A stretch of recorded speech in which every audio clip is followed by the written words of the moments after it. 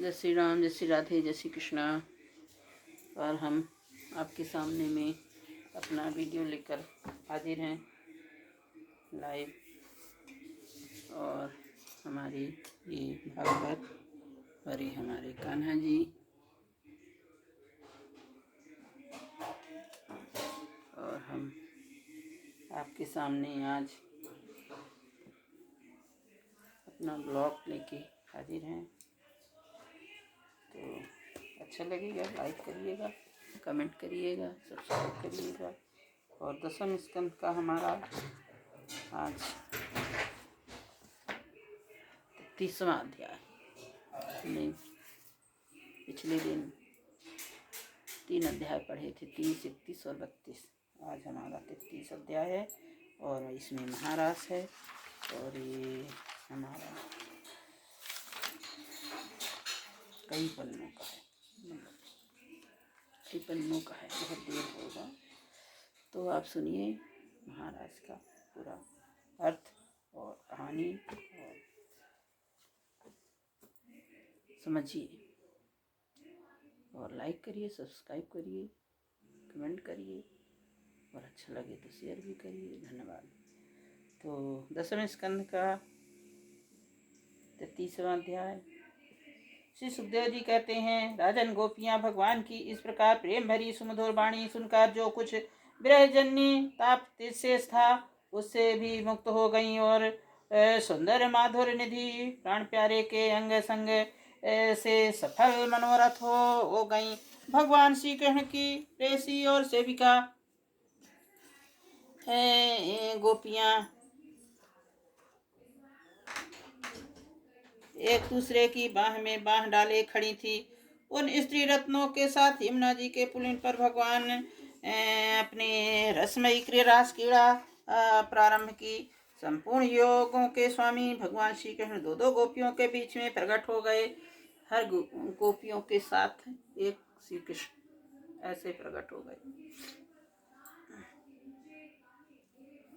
उनके गले में अपना हाथ डाल दिया। इस प्रकार एक गोपी और एक श्री कृष्ण, यही क्रम सभी गोपियां ऐसा अनुभव करती थी कि हमारे प्यारे तो हमारे पास ही हैं। इस प्रकार सहस्र गोपियों से शोभायमान भगवान श्री कृष्ण दिव्य रसोत्सव प्रारंभ हुआ। उस समय आकाश में सतसत विमानों की भीड़ लग गई थी। सभी देवता अपने अपने पत्नियों के साथ वहां आ पहुंचे थे। रासोत्सव के दर्शन में लालसा से, उत्सुकता से उनका मन उनके बस में नहीं था। स्वर्ग की दिव्य दुदुम्बिया अपने आप बज उठी। स्वर्गीय पुष्पों का वर्षा होने लगी। गंधर्व गण अपनी अपनी पत्नियों के साथ भगवान के निर्मल यश का गान करने लगे। रासमंडल में सभी गोपियां अपने प्रीतम श्याम सुंदर के साथ नृत्य करने लगी। उनकी कलाइयों के कंगन, पैरों के पाजेब, गर्दनों के छोटे छोटे घुंघरू एक साथ बज उठे। शंख गोपियां थीं, इसलिए वह मधुर ध्वनि भी बड़े ही जोरों की हो रही थी। यमुना जी के रमण रेती पर ब्रज सुंदरियों के बीच में भगवान श्री कृष्ण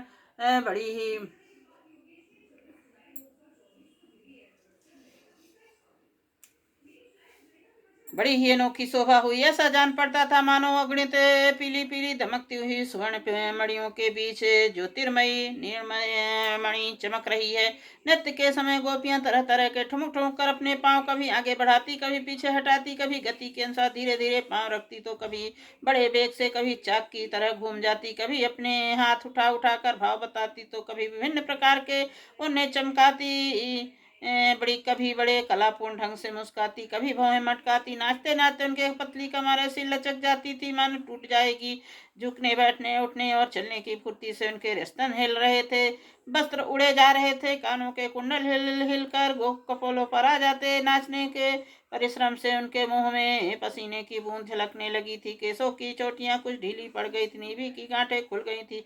इस प्रकार नटवर नंदलाल की परम प्रेसी गोपियां उनके हाथ साथ गा गा कर नाच रही थी। परीक्षित इस समय ऐसा जान पड़ रहा था मानो बहुत से श्री कृष्ण तो सामले सामले मेघमंडल और उनके बीचों बीच में चमकती हुई गोरी गोपियां बिजली हैं। उनकी शोभा असीम है। गोपियों का जीवन भगवान के रति है, प्रेम है। अब श्री कृष्ण सटकर नाचते नाचते ऊंचे स्वर में मधुर गान कर रही थी। श्री कृष्ण स्पर्श पा कर आनंद मग्न हो रही थी। उनके राग रागनियों के से पूर्ण गाने से यह सारा जगत अब भी गूंज रहा है। कोई गोपियां भगवान के साथ उनके स्वर में स्वर मिलाकर गा रही थी। कोई श्री कृष्ण के स्वर की अपेक्षा और भी ऊंचे स्वर में राग अलापने लगी।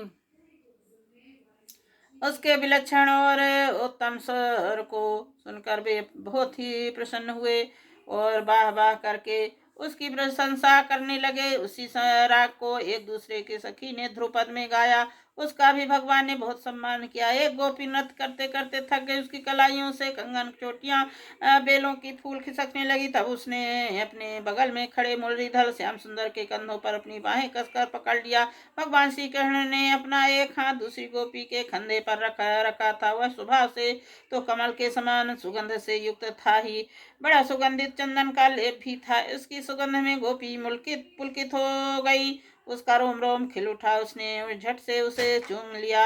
एक गोपी नृत्य कर रही थी, नाचने के कारण उसके कुंडल हिल रहे थे, छटा से उसके कपोल और भी चमक रहे थे। उसने अपने कपोलों को भगवान श्री कृष्ण के कपोलों से सटा दिया। भगवान ने उसके मुंह से अपना चबाया हुआ पान दे दिया। कोई गोपी पर करधनी घुंघरियों को झनकारती कोई नाच गा रही थी। वह जब बहुत थक गई तब अपने बगल में खड़े श्याम सुंदर के शीतल कर कमलों के हो अपने दोनों स्तनों पर रख लिया। परीक्षित गोपियां सौभाग्य लक्ष्मी जी से बढ़कर लक्ष्मी जी के परम प्रीतम में कांत वल्लभ भगवान श्री कृष्ण को अपने परम प्रीतम के रूप में पाकर गोपियां गान करती हुई अपने साथ विहार करने लगी। भगवान श्री कृष्ण ने उनके गले को अपने भुजपास में बांधे रखा था। उस समय गोपियों की बड़ी अपूर्व शोभा थी। उनके कानों में कुंडल शोभायमान थे, घुघराली झलके कपोलों पर लटक रही थी। पसीने की बूंदें छलकने के से उनके मुख की झटाने वाली हो गई थी। रास मंडलों में भगवान श्री कृष्ण साथ नृत्य कर रही थी। उनके कंगन और पायजेब के बाजे बज रहे थे, उनके ताल सुर से में सुर मिलाकर गा रहे थे और उनके जूड़ों तथा चोटियों के गुथे हुए फूल गिरते जा रहे थे।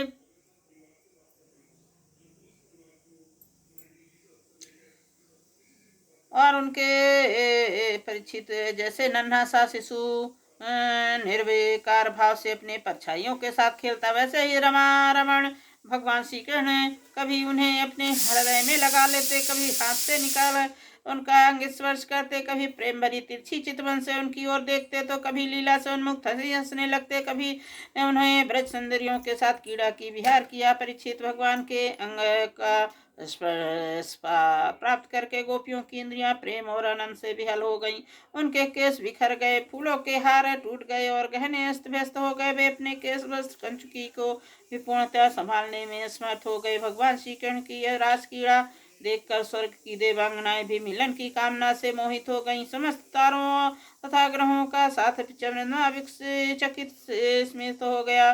परीक्षित यद्यपि भगवान आत्माराम है, उन्हें अपने अतिरिक्त और किसी की आवश्यकता नहीं, फिर भी उन्होंने इतनी जितनी गोपियां थी उतने रूप धारण करके खेल खेल में उनके साथ इस प्रकार विहार किया। जब बहुत देर तक गान कर नृत्य विहार करने के कारण गोपियां थक गईं, तब करुणा में भगवान श्री कृष्ण ने बड़े प्रेम से सुखद कर कमलों के द्वारा उनके मुंह पोछे। परीक्षित भगवान के कर कमल और नख स्पर्श से गोपियों को बड़ा आनंद हुआ। उन्होंने अपने उन्हें कपोलों के सौंदर्य से, जिन पर सोने के कुंडल झिलमिला रहे थे, घुंघराली दियल के लटक रही थी, तथा उस प्रेम भरी चितवन से जो सुधा सी मीठी मुस्कान उज्जवल हो रही थी, भगवान श्री कृष्ण सम्मान किया और प्रभु की परम पवित्र लीलाओं का गान करती लगी। उसके बाद जैसे थका हुआ गजराज किनारों में तोड़ता हुआ हथनियों के साथ जल में घुसकर कीड़ा करता है, वैसे ही लोक और वेद के मर्यादा अतिक्रमण करने वाले भगवान ने अपनी थकान दूर करने के लिए गोपियों के साथ जल क्रीड़ा करने में उद्देश्य यमुना के जल में प्रवेश किया। इस समय भगवान की वनमाला गोपियों की अंग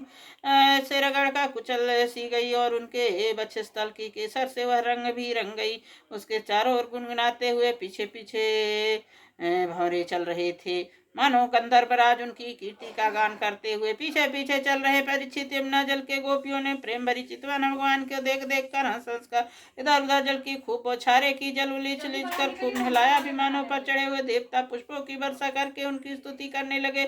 इस प्रकार यमुना जल में स्वयं आत्माराम भगवान श्री कृष्ण गजराज के समान जल विहार किया। उसके बाद भगवान श्री कृष्ण ब्रजों की भीड़ से घिरे हुए यमुना तट के वन में गए, जहाँ बड़ा ही रमणीय था। उसके चारों ओर जल और स्थल बड़ी सुंदर सुगंध वाले फूल खिले हुए थे, सुबास देकर मंद मंद वायु चल रही थी। उसके मैं भगवान इस प्रकार विचरण करने लगे जैसे मंद गजराज हाथिनियों के झुंड के साथ घूम रहा हो। परीक्षित, शरद की यह रात्रि उसके रूप में अनेक रात्रियां पंजीभूत हो गईं और बहुत ही सुंदर थी। चारों ओर चंद्रमा की बहुत सुंदर चांदनी चिटक रही थी। काव्यों में शरद ऋतु जिन रस सामग्रियों का वर्णन मिलता उन सभी का ये थी वह उसमें भगवान श्री कृष्ण अपने प्रेम भरी गोपियों के साथ यमुना पुलिन यमुना जी और उनके उपवन के विहार किया। यह बात स्मरण रखनी चाहिए कि भगवान संकल्प हैं, यह सब उनके चिन्मय विसंकल्प ही चिन्मयी लीला है और उन्होंने इस लीला के काम भाव से उसकी चेष्टाओं का तथा उसकी क्रिया का सर्वथा अपने उसकी क्रियाओं सर्वथा अपना अधीन कर रखा था और उन्हें अपने आप में कैद कर रखा था। राजा परीक्षित ने पूछा, भगवान श्री कृष्ण सारे जगत के एकमात्र स्वामी हैं, उन्होंने अपने अंग श्री राम जी के सहित पूर्ण रूप में अवतार ग्रहण किया था। उनके अवतार का उद्देश्य यह था कि धर्म की स्थापना हो और अधर्म नाश हो। ब्राह्मण वे धर्म मर्यादा के बनाने वाले, उपदेश करने वाले और रक्षक थे। फिर उन्होंने धर्म के विपरीत पर स्त्रियों का स्पर्श कैसे किया? मैं मानता हूँ कि भगवान श्री कृष्ण पूर्ण काम थे, उन्हें किसी भी वस्तु की कामना नहीं थी, फिर भी उन्होंने किस अभिप्राय से यह निंदनीय कर्म किया? परम ब्रह्मचारी मुनीश्वर, आप कृपा करके मेरा यह संदेह मिटाइए। श्री सुखदेव जी कहते हैं, सूरग्निश्वर कभी कभी धर्म का उल्लंघन और साहस का काम करते देखे जाते हैं, परंतु उन कामों से उन तेजस्वी पुरुषों का कोई दोष नहीं होता। देखो, अग्नि सब कुछ खा जाती है परंतु पदार्थों में दोष से लिप्त नहीं होती। जिन लोगों ने ऐसा सामर्थ्य नहीं है उनमें मन में ऐसी बात कभी नहीं सोचनी चाहिए। शरीर में करना तो दूर है, यदि मूर्खता बस यदि कोई काम कर बैठा तो उसका नाश हो जाता। भगवान शंकर ने हलाल विष पी लिया था, दूसरा कोई पिए तो वह जलकर भस्म हो जाएगा। इसलिए इस प्रकार की शंकर आदि ईश्वर हैं, अपने अधिकार के अनुसार उनके वचन को भी सत्य मानना और उसी के अनुसार आचरण करना चाहिए। उनके आचरण का अनुकरण तो कहीं कहीं ही किया जाता है, इसलिए बुद्धिमान पुरुष को चाहिए कि उनकी जो आचरण उनके उपदेश के अनुकूल हो, इसी को जीवन में उतारे। परीक्षित, समर्थवान पुरुष अहंकारहीन होते हैं, शुभ कर्म करने में उनकी कोई सांसारिक स्वार्थ नहीं होता और शुभ कर्म करने में अनर्थ नुकसान नहीं होता। वे स्वार्थ और अनर्थ के ऊपर बैठ उठे होते हैं। तब जब उन्होंने संबंध में ऐसी बात है, तब जो पशु पक्षी मनुष्य देवता समस्त चराचर जीवों में एकमात्र प्रभु सर्वेश्वर भगवान है, उनके साथ मानवीय शुभ और अशुभ का संबंध कैसे जोड़ा जा सकता है? जिनके चरण कमलों के रज का सेवन करके भक्तजन तृप्त हो जाते हैं, उनके साथ योग प्राप्त करके उसके प्रभाव से योगी जन अपने सारे कर्म बंधन काट डालते हैं और विचारशील ज्ञानी जन जिनके तत्व का विचार करके तत्व रूप हो जाता है तथा समस्त कर्म बंधनों से मुक्त होकर स्वच्छंद विचार वे ही भगवान अपने भक्तों के इच्छा से अपने चिन्ह में श्री विग्रह प्रकट करते हैं। तब भला अपने कर्म बंधन की कल्पना ही कैसे हो सकती है? गोपियों के, उनके पतियों के और संपूर्ण शरीरधारियों में अंतःकरण में जो आत्मा रूप है विराजमान है, जो सबके साक्षी परम पति हैं, वह तो अपना दिव्य चिन्ह में श्री विग्रह प्रकट करके लीला कर रहे हैं। भगवान जीवों पर कृपा करने के लिए अपने को मनुष्य के में प्रकट करते हैं, ऐसी लीलाएं करते हैं जिन्हें सुनकर जीव भगवत परायण हो जाता। ब्रजवासी गोपों ने भगवान श्री कृष्ण के तनिक भी दोष वृद्धि नहीं थी। योग माया से मोहित होकर ऐसा समझ रहे थे कि हमारी पत्नियां हमारे पास ही हैं। ब्रह्मा की रात्रि के बराबर वह रात्रि बीत गई, ब्रह्म मुहूर्त आया। यद्यपि गोपियों की इच्छा अपने घर लौटने की नहीं थी, भगवान श्री कृष्ण आज्ञा से अपने अपने घर चली गईं, क्योंकि वे अपनी प्रत्येक चेष्टा से, प्रत्येक संकल्प से केवल भगवान को ही प्रसन्न करना चाहती थी। परीक्षित जी जो धीर पुरुष ब्रजवासियों के साथ अब भगवान श्री कृष्ण के इस चिन्ह में रास विलास का श्रद्धा से 7 बार स्मरण करता, वर्णन करता, उस चरण भगवान के चरणों में पराभक्ति की प्राप्ति होती है और बहुत ही शीघ्र अपने हृदय के रोग काम विकार से छुटकारा पा जाता है। उसका काम भाव सर्वथा के लिए नष्ट हो जाता है। श्रीमद् भगवत में रास लीला के 5 अध्याय और 5 प्राण माने जाते हैं। भगवत श्री कृष्ण परम अंतरांग लीला निज स्वरूप भूता गोपियों हृदयनी शक्ति। श्री राधा जी के साथ होने वाले भगवान की दिव्यादिक क्रीड़ा इन अध्यायों में कही गई है। रास शब्द का मूल है रस और भगवान श्री कृष्ण ही है रसो रसो वे सह। जिस दिव्य क्रीड़ा में एक ही रस अनेक रसों के रूप में होकर अनंत अनंत रस का समास्वादन करे, एक रस को रस समूह के रूप में प्रकट होकर स्वयं ही स्वादक लीला धाम और विभिन्न लंबन एवं उद्दीपन के रूप में क्रीड़ा करे, उसका नाम रास है। भगवान की यह दिव्य लीला भगवान के दिव्य धाम के दिव्य रूप से निरंतर हुआ करती है। भगवान विशेष कृपा से प्रेमी साधकों के हितार्थ कभी कभी अपने दिव्य धाम के साथ भूमंडल पर भी अवतीर्ण हुआ करती है। इसके बाद देख सुन गाकर तथा स्मरण चिंतन करके अधिकारी पुरुष स्वरूप भगवान को इस परम रसमयी लीला का आनंद ले सकते हैं। स्वयं ही भगवान की लीला में सम्मिलित होकर अपने कृतकृत कर सकते हैं। पंच अध्याय में बंसी ध्वनि, गोपियों के अभिसार, श्री कृष्ण के साथ उनकी बातचीत, रमण, श्री राधा के साथ अंतर्ध्यान, पुनः प्राग्ञट गोपियों के द्वारा दिए हुए वासना आसन पर विराजमान गोपियों के कूट प्रश्न का उत्तर, रास नृत्य, क्रीड़ा, जल केली और वन विहार का वर्णन है, जो मानवीय भाषा में होने पर भी वस्तुतः परम दिव्य है। समय के साथ ही मानव मस्तिष्क भी पलटता रहता है, कभी अंतर्दृष्टि की प्रधानता हो जाती है और कभी बहिर्दृष्टि की। आज का युग ही ऐसा है, इसमें भगवान दिव्य लीलाओं के बात तो ही क्या, स्वयं भगवान के अस्तित्व पर ही अविश्वास प्रकट किया जाता है। स्थित में दिव्य लीला का रहस्य न समझ कर लोग तरह तरह की आशंका प्रकट करते हैं। इसमें आश्चर्य की कोई बात नहीं है। लीला अंतर्दृष्टि से मुक्त है, भगवत कृपा समझ में आती है।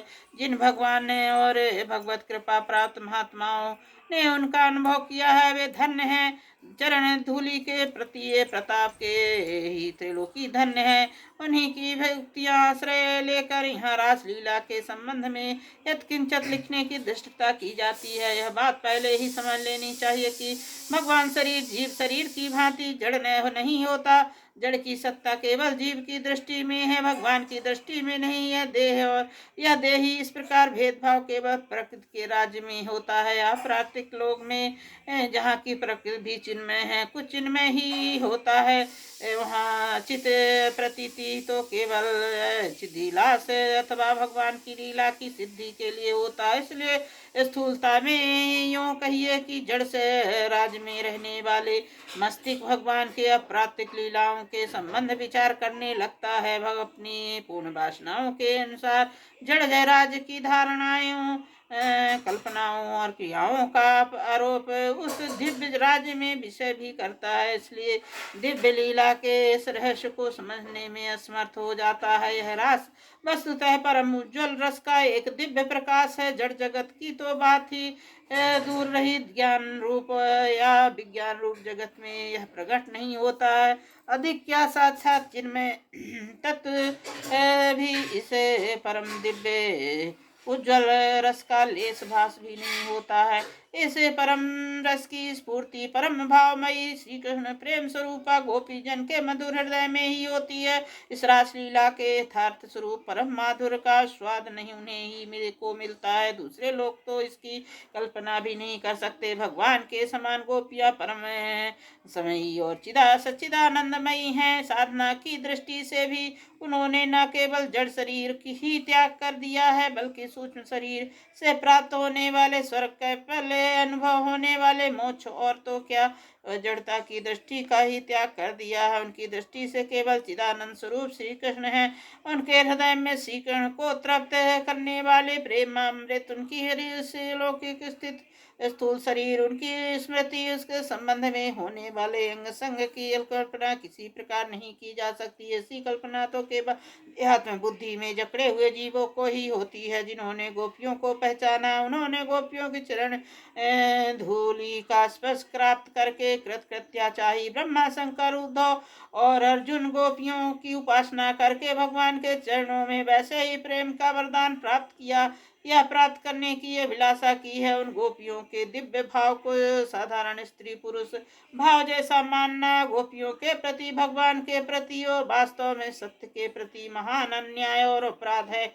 अपराध से बचने के लिए भगवान दिव्य लीलाओं पर विचार करते समय उनकी अप्राकृतिक दिव्यता का स्मरण करना परम आवश्यक है। भगवान चिदानंद और दिव्य हैं, अजन्मा विनाशी हैं, अनोपादा अनरहित हैं, नित्य सनातन शुद्ध भगवान स्वरूप हैं ही है। इसी प्रकार गोपियां दिव्य जगत की भगवान की स्वरूप भूतांतरंग शक्तियां हैं। दोनों का संबंध भी दिव्य ही। उच्चतम भाव राज्य की लीला स्थूल और स्थूल मन से परे आवरण भंग से अनंतर अर्थात चीरहरण करके जब भगवान स्वीकृत देते हैं तब उनमें प्रवेश होता है। प्राकृत देह का निर्माण होता है। स्थूल, सूक्ष्म और कारण, इन तीन देहों के संयोग से जब तक कारण शरीर रहता है तब तक इस प्रकार देह से जीव को छुटकारा नहीं मिलता। कारण शरीर कहते हैं पूर्व तक कर्मों के उन संस्कारों को जो देह निर्माण में कारण होते। कारण शरीर के आधार पर जीव को बार बार मृत्यु के चक्कर में पड़ना पड़ता है। चक्र जीव को मुक्ति होने तक अथवा कारण का शब्द अभाव न होने तक चलता ही रहता है। इसी कर्म बंधन के कारण पंचभूती स्थूल शरीर मिलता, जो रक्त मांस अस्थि आदि से भरा और चमड़े से ढका होता। प्रकृति के राज्य में जितने शरीर होते हैं सभी वस्तुतः योनिज बिंदु संयोग के ही बनते हैं। फिर कोई कामजनित निकृष्ट मैथुन से उत्पन्न हो या उस रेता महापुरुष के संकल्प से बिंदु अधोगामी होने पर कर्तव्य रूप श्रेष्ठ मैथुन हो। इसमें बिना ही नाभि, हृदय, कंठ, कर्ण, नेत्र, सिर, मस्तक आदि के संपर्क से, बिना ही स्पर्श के केवल दृष्टि मात्र से अथवा बिना देखे केवल संकल्प ही उत्पन्न हो। मैथुन अथवा कभी कभी स्त्री पुरुष शरीर के बिना ही उत्पन्न होने वाले सभी शरीर योनि और बिंदु के संयोग जनित हैं। ये सभी प्रकृत शरीर में सभी प्रकार योगियों द्वारा निर्मित निर्विकार यद्यपि ये अपेक्षाकृत शुद्ध हैं, परंतु वे ही प्राकृत के पितर या देवों के दिव्य कहलाने वाले भी प्राकृत हैं। शरीर अप्राकृत शरीर इस सबसे विलक्षण है, जो महाप्रलय में भी नष्ट नहीं होते और भव्य देह को साक्षात्कार भगवत स्वरूप ही हैं। देव शरीर प्राय रक्त मांस में अस्थि वाले नहीं होते, अप्राकृतिक शरीर भी नहीं होते। फिर भगवान श्री कृष्ण भगवत स्वरूप शरीर में रक्त मांस अस्थि में होता है, कहीं कैसे है? तब वह सर्वथा चिदानमय उसमें देह देही गुड़ी मुख मंडल जैसे पूर्ण श्री कृष्ण है, वैसे ही श्री कृष्ण पद्मक से भी पूर्ण श्री कृष्ण है। श्री कृष्ण की सभी इंद्रियों में सभी काम हो सकते हैं। उनके कान देख सकते हैं, उनकी आंख सुन सकती है, उनकी नाक स्पर्श कर सकती है, उनकी रसना सूंघ सकती है, उनकी त्वचा स्वाद ले सकती है। वे हाथों से काम कर देख सकते हैं, आँखों से चल सकते हैं।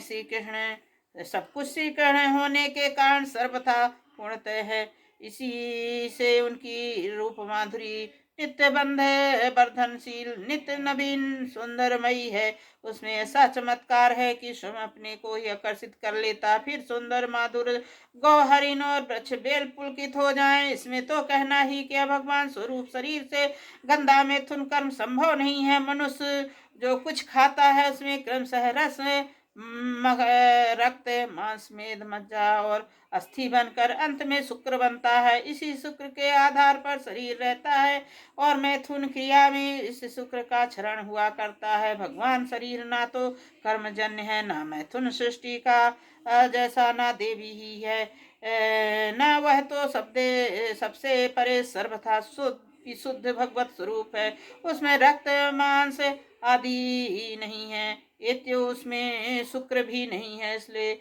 उसमें प्रकृति के पंचभौतिक शरीर वाले स्त्री पुरुष के रमण मैथुन की कल्पना भी नहीं की जा सकती है। इसलिए भगवान उपनिषद में अखंड ब्रह्मचारी बतलाया गया है और इसी से भगवत के में उनके विरुद्ध सौरत आदि शब्द आए हैं। फिर कोई शंका की करे 16,108 रानियों के इतने पुत्र कैसे हुए? तो इसका सीधा उत्तर यह है कि सारी भगवती सृष्टि थी भगवान के संकल्प से हुई थी। भगवान शरीर जो रक्त मांस आदि दिखलाई पड़ते हैं वह तो भगवान की योग माया चमत्कार है। इस विवेचना से भी यही सिद्ध होता है कि गोपियों के साथ भगवान श्री कृष्ण का जो रमण हुआ था सर्वथा दिव्य भागवत राज्य की लीला है, लौकिक काम क्रीड़ा नहीं है। इस गोपियों की साधना पूर्ण हो चुकी है। भगवान अपनी रात्रियों के उनके साथ विहार करने का प्रेम संकल्प कर लिया था। इसी के साथ उन गोपियों को भी नित्य सिद्धियां हैं जो लोक सृष्टि विवाहिता भी हैं। रात्रियों में दिव्य लीला में सम्मिलित करना, वे अगली रात्रियां कौन सी हैं? भगवान की दृष्टि के सामने उन्होंने सारी रात्रियों को देखा। भगवान ने देखा अर्थ सामान्य नहीं विशेष है। सृष्टि से प्रारंभ में सा एच्छत एको हम बहु सायम, भगवान के इस क्षण से जगत की उत्पत्ति होती है। वैसे ही रास के प्रारंभ में भगवान की प्रेम भीषण शरतकालीन दिव्य रात्रियों के सृष्टि होती है। मल्लिका पुष्ट पुष्प चंद्रिका समस्त उद्दीपन सामग्री भगवान के द्वारा विचित अर्थात लौकिक नहीं अलौकिक अप्राकृत है। गोपियां अपने मन श्री कृष्ण में मन में मिला दिया था। इसके पास स्वयं मन न था और प्रेम दान करने वाले श्री कृष्ण विहार के लिए नवीन मंत्र मन की दिव्य मन की सृष्टि की योगेश्वर भगवान श्री कृष्ण यही योग माया है जो रास लीला के लिए दिव्य स्थल दिव्य सामग्री दिव्य मन का निर्माण किया करती है। होने पर भगवान की बांसुरी बजती है। भगवान की बांसुरी जड़ के चेतन, चेतन को जड़, अचल को अचल और अचल को चल, विचित्र समाधि स्थित और समाधि स्थित को विचित्र बनाती रहती है। भगवान का प्रेम दान प्राप्त करके गोपियां नित्य संकल्प निश्चित होकर घर में काम करने लगी हुई थी। कोई गुरुजन की सेवा शुश्रूषा धर्म की काम में लगी हुई थी, कोई गोदान और अर्थ में काम में लगी हुई थी, कोई साज संग्रह आदि काम के साधन में व्यस्त थी, कोई पूजा पाठ आदि मोक्ष के साधन में लगी हुई थी। सब लगी हुई अपने अपने काम में, परंतु वास्तव में उनमें से एक ही पदार्थ चाहती न थी। यही उनकी विशेषता थी। इसका प्रत्यक्ष प्रमाण यह है कि बंसी ध्वनि सुनते ही कर्म की पूर्णता उनके ध्यान नहीं गया। काम पूरा करके चले ऐसा उन्होंने नहीं सोचा। वे चल पड़ी साधक सन्यासी के समान जिसका हृदय वैराग्य प्रदीप्त ज्वाला से परिपूर्ण हो। किसी ने किसी के से पूछा नहीं, सलाह नहीं की, अस्त व्यस्त है गति से जैसे ही वैसे श्री कृष्ण पास पहुंच गई। वैराग्य की पूर्णता और प्रेम की पूर्णता एक ही बात है, दो नहीं। गोपियां ब्रज और श्री कृष्ण के बीच में मूर्तिमान वैराग्य है या मूर्तिमान प्रेम क्या, इसका निर्णय कोई कर सकता है। साधना के दो भेद हैं, मर्यादा पूर्ण वैध साधना और मर्यादा रहित अवैध साधना। दोनों में ही अपने अपने स्वतंत्र नियम हैं। वैध साधना जैसे नियमों के बंधन का, सनातन पद्धति का, कर्तव्य का और विविध पालनीय कर्मों का त्याग साधन से भ्रष्ट करने वाला और महान हानिकारक है। वैसे ही अवैध प्रेम साधना में इसका पालन कलंक रूप होता है। यह बात नहीं कि आत्मोन्नति के साधन यह वैध प्रेम साधना का साधक जानबूझकर छोड़ देता है। बात यह है कि इस तरह दो ही ऐसे हैं, इनका आवश्यकता नहीं, अपने आप वैसे ही छूट जाते हैं। जैसे नदी के पार पहुंच जाने पर स्वाभाविक ही नौका की सवारी छूट जाती है। जमीन पर ना तो नौका पर बैठकर चलने का प्रश्न होता है और ना ऐसा चाहने या करने वाले बुद्धिमान ही माना जाता है। ये सब साधन वहीं तक रहते हैं जहाँ तक सारी व्यक्तियाँ सहज स्वेच्छा से सदा सर्वथा एकमात्र भगवान की ओर दौड़ने लगी जाती हैं। इसलिए भगवान गीता में एक जगह अर्जुन से कहा है, न मैं पार्थ स्थितिम कर्तव्यम त्रिषु लोकेषु किंचनम न बात्ये मा बात्यव्ययम वर्त एक चा कामर्णे यदि हम न बेतरि जातु कर्मण्येन्द्रिता मम बात्यर्मानुर्वन्ते मनुष्याः पार्थ सर्वशः उत्सीदे मूर्म्ये लोकाना कुर्याम् कर्म चेदहम संकरस्य च कर्ता स्वायु अपहन्यामिमाः प्रजाः सक्ताः कर्माण्य विद्वांसो यथा कुर्वन्ति भारत ये कुर्यादिद्वास्तथा सक्त स्थित च कीर्ष लोको संग्रह में।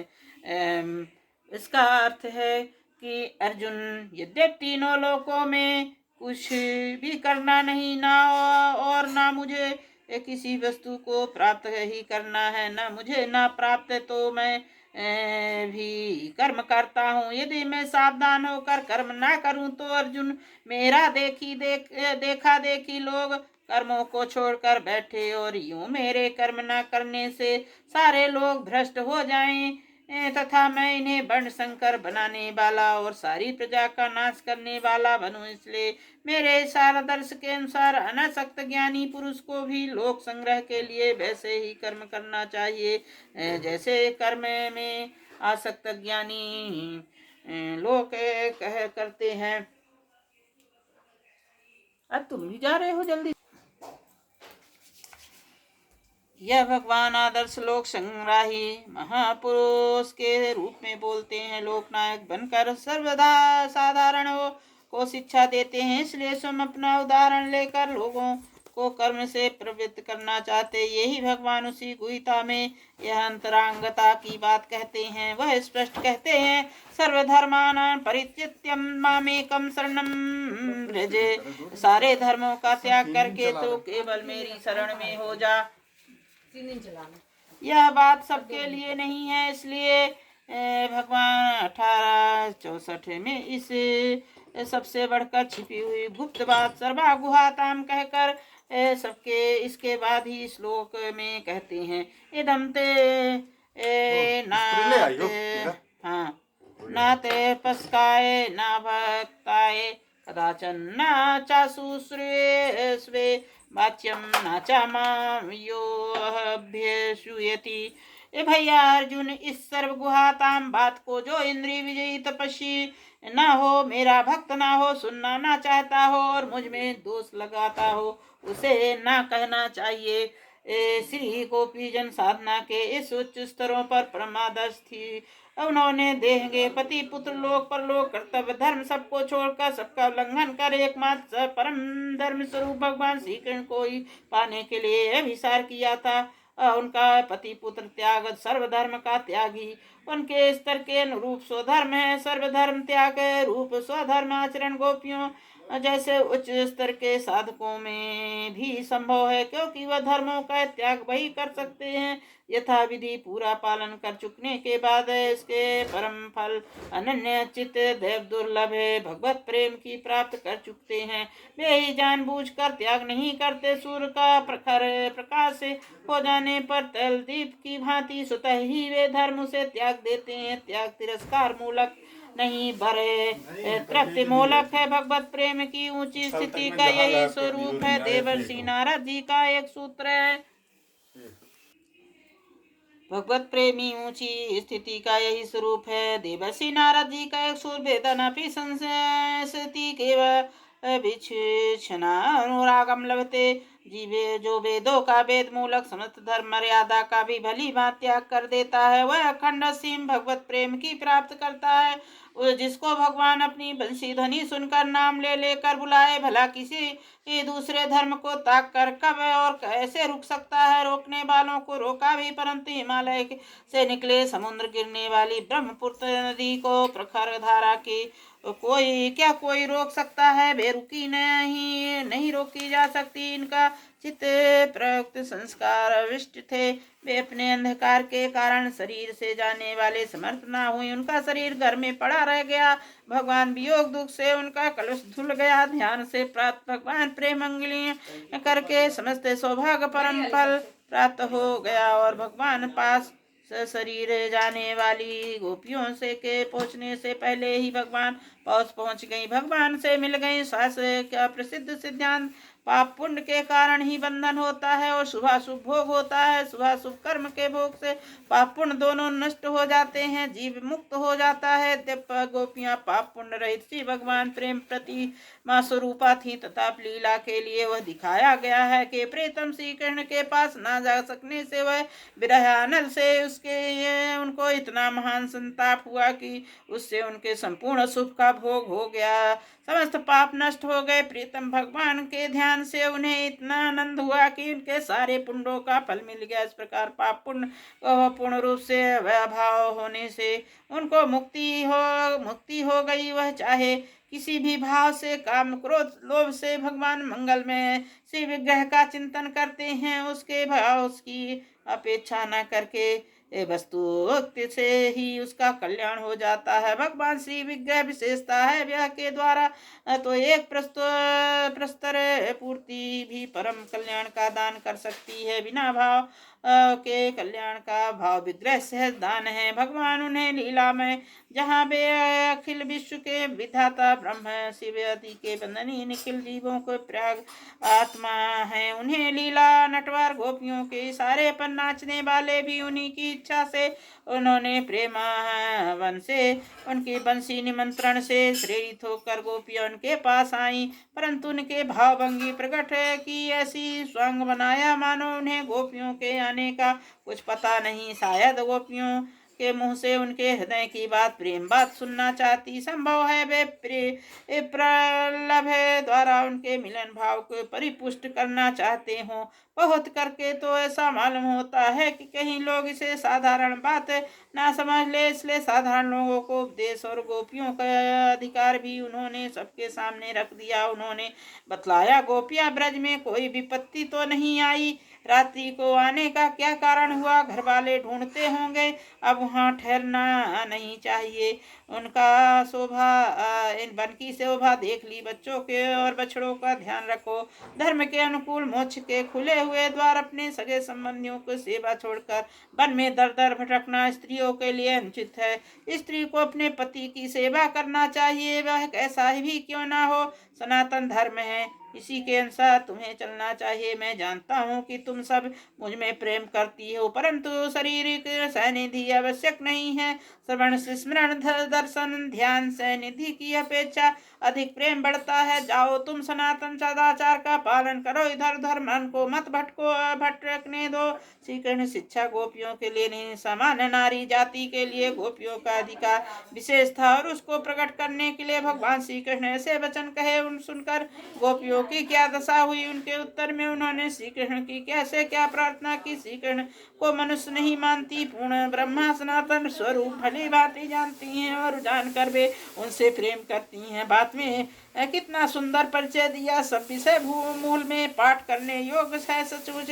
जिनके हृदय भगवान के परम तत्व वैसा अनुभव ज्ञान है और भगवान के प्रति वैसा महान अनुराग है, सच्चाई के साथ है, जिनकी वाणी में सी उद्गार है, वे विशेष अधिकारवान है। गोपियों की प्रार्थना यह स्पष्ट है कि श्री कृष्ण अंतर्यामी योगेश्वर परमात्मा पहचानती थी और जैसे दूसरे लोग गुरु सखा माता पिता रूप में श्री कृष्ण उपासना करते हैं, वैसे ही पति के रूप में श्री कृष्ण के प्रेम करती थी। शास्त्रों के इसमें मधुर भाव के उज्ज्वल रस के नाम से कहा गया है। वह प्रेम सभी भावपूर्ण होते हैं। साधनों के स्वामी सखारी के रूप में भगवान मिलते हैं। गोपियों ने क्या अपराध किया था, उनका यह उच्चतम भाव जिसमें शांत दास्य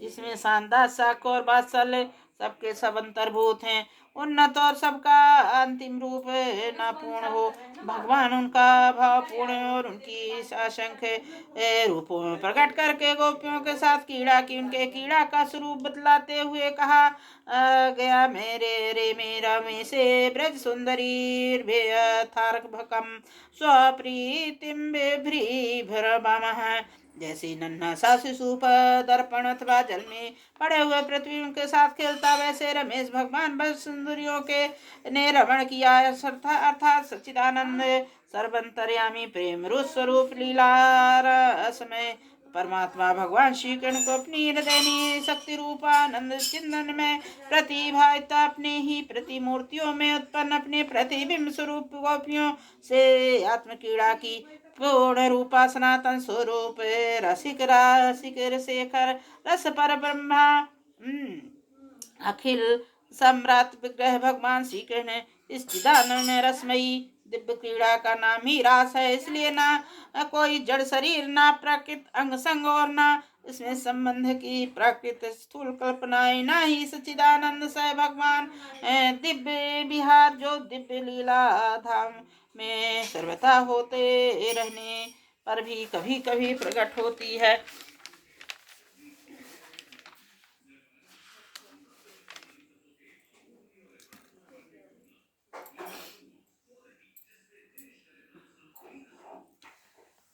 वियोग की ही संयोग पोषक मान और मद भगवान की लीला में बाधक, भगवान की दिव्य लीला में मान और मद भी जो दिव्य है इसलिए होते हैं। लीला में रस की जो पुष्टि भगवान की इच्छा से गोपियां लीला अनुरूप मान और मद का संचार हुआ और भगवान अंतर ध्यान हो गए।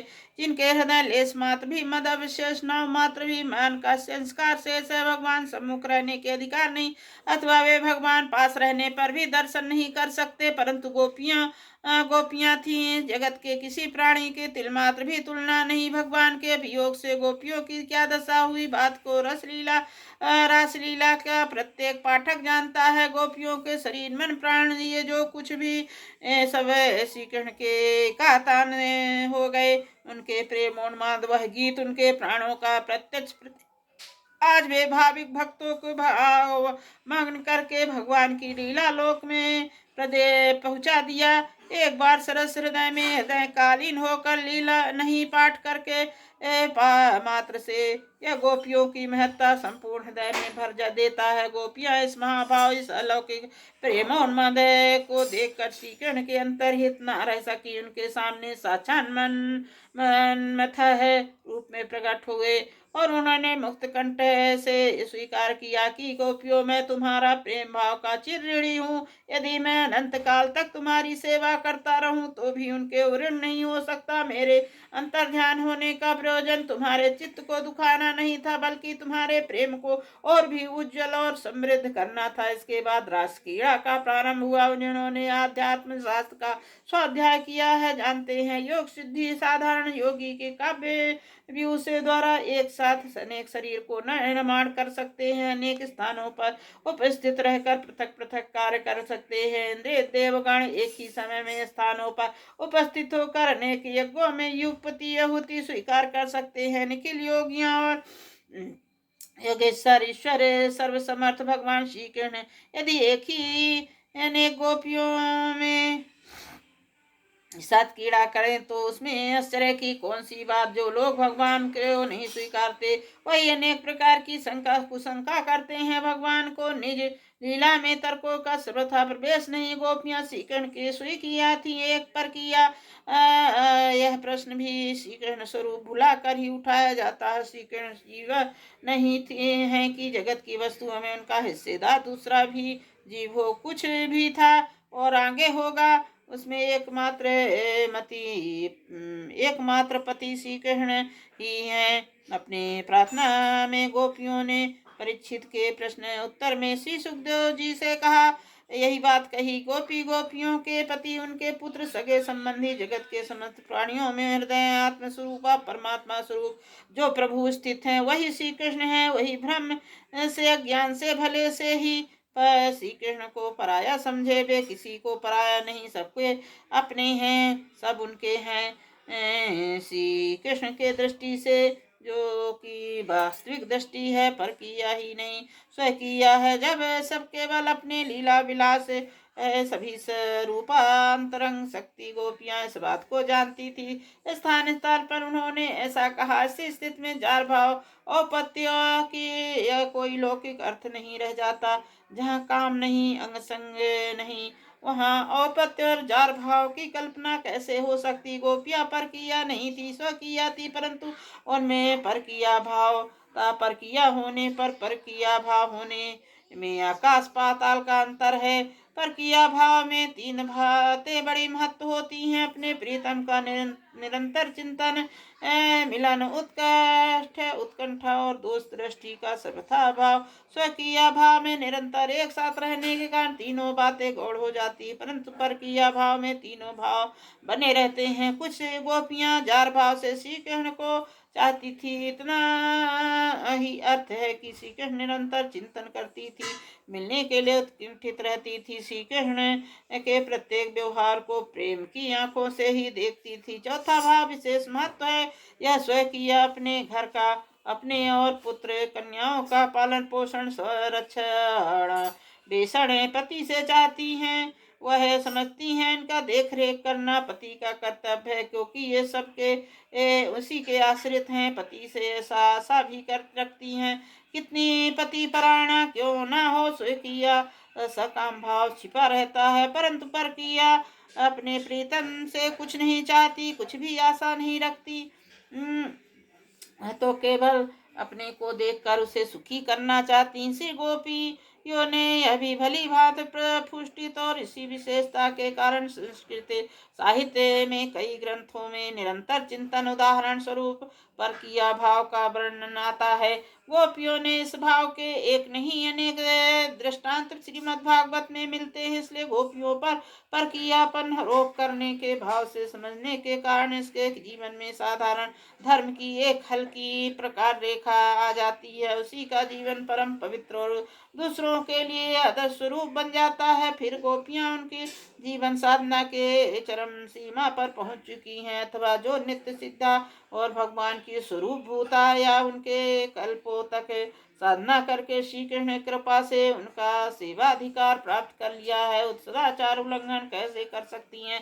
समस्त धर्म मर्यादा में संस्थापक श्री कृष्ण पर धर्मावलोकन लाछन कैसे लगाया जा सकता है। श्री कृष्ण गोपियों के संबंध में इस प्रकार कुकल्पना का उनके दिव्य स्वरूप और दिव्य लोक में विषय में अनभिज्ञता ही प्रकट करती। श्रीमद्भागवत दशम स्कंद पर रास पंचाध्याय अब तक अनेक अनेक भाव और टीकाएं लिखी जा चुकी। इनके लेखक जगत गुरु श्री वल्लभाचार्य, श्री राधा स्वामी, श्री जीव गोस्वामी आदि लोगों ने विस्तार से रासलीला की महिमा समझाई, इसमें काम पर विजय प्राप्त बतलाया, किसी ने भगवान दिव्य विहार बतलाया, किसी ने आध्यात्मिक अर्थ दिया किया। श्री कृष्ण आत्मा है, आत्मा का वृत्ति राधा और से साथ में अभिमुख वृत्तियां गोपियां हैं, उनकी धारा प्रवाह से निरंतर आत्मा रमण ही रास है। इसी से दृष्टि रास लीला की महिमा अधिकाधिक प्रकट होती, परंतु इससे ऐसा नहीं मानना चाहिए। श्रीमद्भागवत में वर्णित रास रमण में प्रसंग केवल रूपक कल्पना मात्र है, वह सर्वथा और जैसा वर्णन वैसा ही मिलन विलास रूप श्रृंगार का रसास्वादन भी हुआ था। भेद इतना ही है कि वह लौकिक स्त्री पुरुषों का मिलन न था, नायक और सच्चिदानंद विग्रह परात्व पूर्णतम स्वाधीनो निरंकुश छार विहार गोपीनाथ स्व भगवान नंद नंदन नायिका थी। हृदय ने शक्ति श्री राधा जी और उनके काव्य स्वरूप बुआ उनके धनीभूत मूर्तियां गोपीनाथ श्री गोपी जन एत्यो उनके लीला प्राकृत थी, सर्वथा मीठी मिश्री की अत्यंत कड़ुए इंद्रायण तुबे जैसी कोई प्राकृत बना ली जाए, देखने में ठीक तुबे जैसी मालूम हो, परंतु उसमें असल में क्या मिश्री का तुबा कड़ुआ थोड़े ही हो जाता है। क्या तुबे आकार की होने से मिश्री स्वभाव गुण मधुरता प्रभाव हो जाता है? नहीं नहीं, किसी भी आकार में सर्वत्र सर्वथा सर्वथा केवल मिश्री ही मिश्री, बल्कि इसमें लीला चमत्कार की बात जरूर लोग समझते हैं। कड़ुआ तुबा और होता मधुर मिश्री, वह मधुर मिश्री। इस प्रकार अखिल रास मृत सिंधु सच्चिदानंद विग्रह भगवान श्री कृष्ण और उनकी अंतरंग भी स्वरूपा गोपियों कोई लीला भी देखने में कैसी ही क्यों न हो, वस्तुतः सच्चिदानंदमयी संसारी के गंदे काम का कड़ुआ स्वाद है ही नहीं। वह सब में अवश्य है कि लीला की नकल किसी को नहीं करना चाहिए, करना संभव भी नहीं है। मायिक पदार्थों के द्वारा मायातीत भगवान अनुकरण कोई कैसे कर सकता है। कड़ुए तुबे को चाहे जैसी सुंदर मिठाई या कृत में दे दी, उसका कड़ुआपन कभी मिट नहीं सकता। इसलिए मोहग्रस्त मनुष्य श्री कृष्ण को रास आदि अंतरंग लीलाओं के अनुकरण करके नायक नायिका रसास्वादन करना चाहा या चाहते हैं, वो पतन हुआ है और होगा। श्री कृष्ण इन लीलाओं के अनुकरण केवल श्री कृष्ण ही कर सकते। इसलिए सुश्रुतो जी रास पंचाध्यायी के अंत में सबके समाधान करते हुए यह कहा कि भगवान उपदेश तो सब मानने चाहिए, परंतु उनके सभी आचरणों का अनुकरण नहीं करना चाहिए। जो लोग भगवान श्री कृष्ण के केवल मनुष्य मानते हैं, केवल मानवीय भाव आदर्श को सोटी पर चरित्र को कसना चाहते हैं, सत्य विमुख हो जाते हैं, धर्म की धारणा हो नहीं रहती, भगवान को अपनी बुद्धि में के पीछे चलाना चाहते हैं। इसलिए साधकों में बुद्धि युक्ति में कोई महत्व नहीं रहता है। शास्त्र के श्री कृष्ण भगवान है, उनका वचन को नहीं मानता, वह उनकी लीलाओं के आधार पर सत्य मानकर उनकी आलोचना करता है। समझ में नहीं आता कैसे मानव धर्म देव धर्म पशु धर्म पृथक पृथक होते हैं, वैसे ही भगवत धर्म भी पृथक होता है। भगवान के चरित्र परीक्षण उसी के कसौटी पर होना चाहिए। भगवान का एकमात्र धर्म प्रेम परवरस्ता, दया परवस्ता और भक्तों के विलासा पूर्ति। यशोदा के हाथों में उखल में बंध जाना। श्री कृष्ण अपने निर्जन गोपियों के प्रेम के कारण उनके साथ नाचे और उनका सहज धर्म यदि हठ ही हो। श्री कृष्ण चरित्र मानवीय धारणाओं का आदर्श अनुकूल होना चाहिए, इसमें कोई आपत्ति की बात नहीं। श्री कृष्ण अवस्था समय 10 वर्ष के लगभग थी। जैसा कि भगवत स्पष्ट वर्णन मिलता है, गांव में रहने वाले 10 वर्ष के बच्चे तो नंगे रहते हैं। कामव्रती स्त्री पुरुष संबंध का कुछ ज्ञान ही नहीं होता। लड़के लड़की एक साथ खेलते नाचते गाते त्योहार मनाते, गुड्डे गुडियों की शादी बारात ले जाते, आपस में भोज भात करते। बड़े बूढ़े बच्चों का यह मनोरंजन देखकर प्रसन्न होते, उनके मन में किसी प्रकार की दुर्भाव नहीं होते। बच्चों की युवतियां स्त्रियां बड़े प्रेम से देखती, आदर करती, नहलाती खिलाती, सुबह साधारण बच्चों की भांति। श्री कृष्ण जैसे साधारण शक्ति संपन्न बालक, उनके अनेक सद्गुण बाल काल में प्रकट हो चुके थे। इनकी सम्मति चातुर्थ शक्ति बड़ी बड़ी विपत्तियों के ब्रजवासियों ने प्राण प्रायः था उनका प्रति। वहां से स्त्रियां बालिकाओं के कितना आदर रहा होगा कल्पना नहीं की जा सकती। सुंदर माधुर ईश्वर से आकृष्ट होकर गांव की बालक बालिकाएं उनके साथ ही रहती और श्री कृष्ण की उन अपनी मौलिक प्रतिभा से राग ताल आदि नए नए ढंग से उनके मनोरंजन करते, शिक्षा देते। मनोरंजन में रासलीला एक थी। समझना चाहिए कि श्री कृष्ण केवल मनुष्य थे, उनकी दृष्टि से दोष की बात नहीं। उदारता बुद्धिमानता भागवत में आए हुए कामरती शब्दों का ठीक वैसे ही अर्थ समझे जैसे उपनिषद गीता में शब्दों का अर्थ होता है। वास्तव में गोपियों के निष्कपट प्रेम का नामांतर काम है और भगवान श्री कृष्ण का आत्माराण दिन की दिव्य क्रीड़ा ही रति। इसलिए स्थान स्थान पर विभु परमेश्वर लक्ष्मीपति भगवान योगेश्वर आत्माराम मनमंथ आदि शब्द अर्थ आए हैं, इसका किसी से कोई भ्रम ना हो जाए। अब गोपियां श्री कृष्ण बंसी ध्वनि सुनकर वन में जाने लगी, तब सगे संबंधी उनसे जाने से रोका था। रात में अपनी बालिकाओं को भला कौन बाहर जाने देता, फिर भी चली गई। अब घर वालों को किसी प्रकार की अप्रसन्नता न हुई, ना तो उन्होंने श्री कृष्ण पर गोपियों किसी का लांछन लगाया। श्री कृष्ण गोपीजन विश्वास था कि उनके बचपन खेलों से परिचित थे, उन्हें मालूम हुआ था मानो गोपियां हमारे पास ही हैं। इसकी दो प्रकार की समझ सकते हैं। तो श्री कृष्ण प्रति उनके विश्वास था कि श्री कृष्ण पास गोपियों का रहना भी अपने ही पास रहना है। मानवीय दृष्टि से दूसरी यह बात, श्री कृष्ण योग माया ऐसी अवस्था में कर रखी थी, गोपों के घर में दिखती थी। किसी भी दृष्टि रासलीला दूषित प्रसंग नहीं है, बल्कि अधिकारी पुरुष की तो यह संपूर्ण मनोबल को नष्ट करने वाला रासलीला। अंत में कहा गया, पुरुष श्रद्धा भक्ति पूर्वक रासलीला से वर्णन करता, उसका हृदय रोग काम बहुत ही शीघ्र नष्ट हो जाता है, भगवान का प्रेम प्राप्त होता है। भगवान का अनेक स्थान पर ऐसा वर्णन, भगवान माया का वर्णन करते हैं, माया से पार हो जाता है। जो भगवान के काम जय वर्णन करता है, काम पर विजय प्राप्त करता है। परीक्षित प्रश्नों की शंकाएं की, उनका उत्तर प्रश्नों के अनुसार अध्याय 29 की श्लोक 13 से 16 और अध्याय 33 के श्लोक 30 से 37 के श्री सुखदेव जी ने दिया था। उस उत्तर के शंकाएं हट गई, परंतु भगवान देवलीला रहस्य नहीं खुलने पाया। समता रहस्य के गुप्त रखने के लिए 33वां अध्याय में रासलीला से प्रसंग समाप्त कर दिया गया। वस्तुतः लीला का गुण रहस्य प्रकृत जगत के व्याख्या को भी नहीं जा सकता, क्योंकि इस जगत में कीड़ा ही नहीं है। दिव्य आनंद में रस में राज्य की चमत्कारी लीला, इनके श्रवण में दर्शन के परम मुनिगण सदा उत्कंठित रहते हैं। कुछ लोग लीला प्रसंग को भागवत क्षेपक मानते हैं, वस्तुतः दुराग्रह करते हैं। प्राचीन से प्राचीन प्रतिमेयों के प्रसंग मिलता है, और जरा विचार करके देखने से सर्वथा संगत निर्दोष प्रतीत होता है। भगवान श्री कृष्ण कृपा करके ऐसी निर्मल बुद्धि दे जिसमें हम लोग उसका कुछ रहस्य समझने में समर्थ हो। भगवान दिव्य लीला वर्णन यही प्रयोजन है। दिव्य जीव गोपियों के हेतु प्रेम का श्री कृष्ण को ही चाहने के लिए स्मरण, और उसके द्वारा भगवान के रस में दिव्य लीला को भगवान अनंत प्रेम का अनुभव करें। हमें रास लीला का अध्ययन करते समय किसी प्रकार की शंका करके इस भाव को जगाए रखना चाहिए।